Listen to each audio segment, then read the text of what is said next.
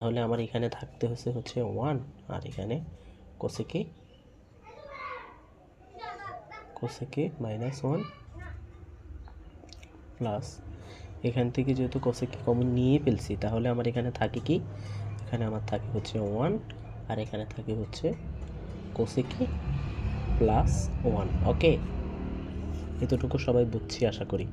এখানে শুধু এই লাইন থেকে এই লাইনের পরিবর্তনটা হচ্ছে আমি কি করলাম, আমি এখান থেকে কোসেকেটা কমন নিলাম। এই দুই জায়গা থেকে কোসেকে যদি কমন নেই তাহলে কিছু থাকে না, না থাকলে এখানে আমি 1 দিতে হবে, প্লাসের প্লাস, আবার এখানে কিছু নাই তার মানে কি দিতে হবে, 1 দিতে হবে। আশা করি এতটুকু আপনারা বুঝছেন। তারপর আমি যদি লিখি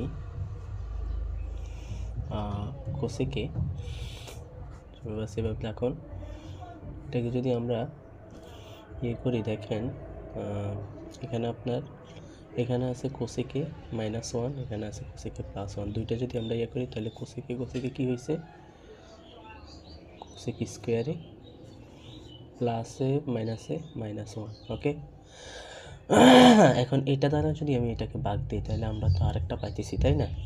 তো আমরা এখানে লিখি হচ্ছে কোসেকে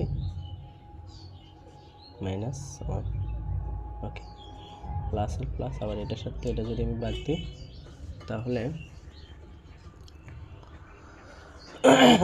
এখানে থাকবে হচ্ছে, তো এখানে আমরা কি বলছিলাম, আমি বলছিলাম হচ্ছে এখানে হচ্ছে কোসেক, এটার সাথে এটা যদি আমি